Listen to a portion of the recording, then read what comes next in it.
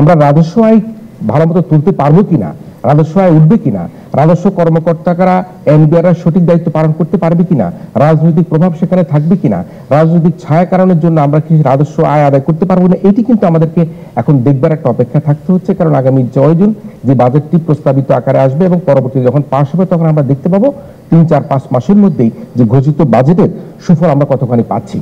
আমরা এমন একটা সময় কিন্তু আমাদের এই বাজেটটা ঘোষণা করা হচ্ছে যখন মূল্যস্ফীতি, ডলার সংকট, ব্যাংক জালিয়াতি, ঋণ জালিয়াতি, নানা রকম ভাবে আমাদের আর্থিক খাতের অনিয়ম, দ্রব্যমূল্য বৃদ্ধি, এই ঠিক এমন একটা পরিস্থিতির মধ্যেই কিন্তু আমরা আমাদের আসন্ন বাজেটটি ঘোষণার কথা আমরা দেখতে পাচ্ছি। আমাদের এই যে বাজেট ঘোষণার আগে মানুষের মধ্যে কিন্তু নানা রকম দ্রব্যমূল্য বৃদ্ধির একটা উৎকণ্ঠা, উদ্বেগ আমরা দেখতে পাচ্ছি, একটা নীরব অস্থিরতা মানুষের মধ্যে আমরা দেখতে পাচ্ছি। ক্রমবর্ধমান যে আয় বৈষম্য, সে আয় বৈষম্যের কারণে মানুষের মধ্যে একটা নীরব অসন্তোষ কিন্তু চলছে।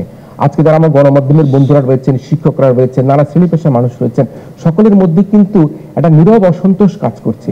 এই যে আমাদের দেশের ধনী দরিদ্রের যে আয় বৈষম্যটা এত বৃদ্ধি পাচ্ছে, এই কারণের জন্য আমি মনে করি যে আমাদের এই বাজেটটি আমাদেরকে কিভাবে ঘোষণা করা হচ্ছে, এদিকে ধনী দরিদ্রের বৈষম্য কমিয়ে আনবে, আমাদের যারা সামাজিক সুরক্ষা খাতে যারা বরাদ্দ পাবে, যারা স্বল্প আয়ের পুঁজির মানুষ রয়েছে, স্বল্প আয়ের বেতনভোগী মানুষ রয়েছে, তাদের জন্য কি সুরক্ষা দেবে সেটা কিন্তু আমাদের দেখবার একটি অপেক্ষা রয়েছে।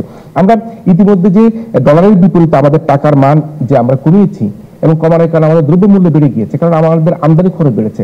আমার দুঃখবোধ হয়, আমার লজ্জাবোধ হয় আমার বলতে, যে দেশে বর্তমানে অনাদায়ী ঋণের পরিমাণ প্রায় 6 লক্ষ কোটি টাকা। 6 লক্ষ কোটি টাকা দেশের বর্তমানে অনাদায়ী ঋণের পরিমাণ।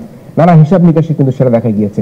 কারা এই অনাদায়ী ঋণ তৈরি করেছে, কাদের কারণের জন্য আজকে ব্যাংকগুলি ফোকলা হয়ে গেছে, কাদের কারণের জন্য অর্থনৈতিক এই দুরবস্থা তৈরি হতে যাচ্ছে, সেই কারণগুলো কিন্তু আমাদেরকে খুঁজে বের করতে হবে। আমরা বাংলাদেশ ব্যাংকে দেখতে পাচ্ছি যে তারা টাকা ছাপিয়ে আমাদের এই বর্তমান যে অর্থনৈতিক অবস্থা সেটাকে সামাল দেওয়ার চেষ্টা করছে, কিন্তু এতে মুদ্রাস্ফীতি, মূল্যস্ফীতিকে কিন্তু আমরা উচকে দিতে দেখতে পাচ্ছি।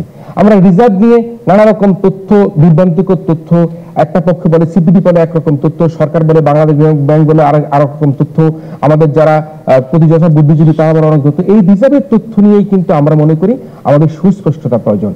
আমরা অতিরঞ্জিত ভাবে রিজার্ভ দেখাই কিনা, রিজার্ভ কি পরিমাণ আমাদের আছে, আমরা কত মাস পর্যন্ত আমদানি ব্যয় আমরা বহন করতে পারবো, এই জায়গাগুলো কিন্তু আমাদেরকে সুস্পষ্ট হওয়া দরকার। এর মধ্যে আবার কি ঘটলো, এর মধ্যে বাংলাদেশ ব্যাংকের সাংবাদিকদের প্রবেশাধিকার নিয়ে একটা বিরোধ পত্রিকা তৈরি হলো, সাংবাদিকদের মধ্য থেকে একটা ভীষণ রকম ক্ষোভ তৈরি হলো, সাংবাদিকরা বয়কট করার কথা তারা বললো। এখনো পর্যন্ত আমি বাংলাদেশ ব্যাংকে দেখিনি যেখানে আসন্ন বাজেট সামনে, দ্রব্যমূল্যের দাম বাড়ছে, আমাদের রিজার্ভের ঘাটতি হচ্ছে, ঠিক সেই সময় যদি আমরা আমাদের বাংলাদেশ ব্যাংক থেকে সঠিক তথ্যপাত্র আমার সাংবাদিক বন্ধুরা না নিয়ে আসতে পারে, তাহলে কি আমরা আমাদের জনগণকে অবহিত করতে পারবো, সরকারকে তার ভুলকে আমরা ধরে দিতে পারবো? কোনো সাংবাদিক বন্ধু তো নিজের ব্যক্তির স্বার্থের জন্য সেখানে গিয়ে কোনো তথ্যপাত্র নিতে চায় না।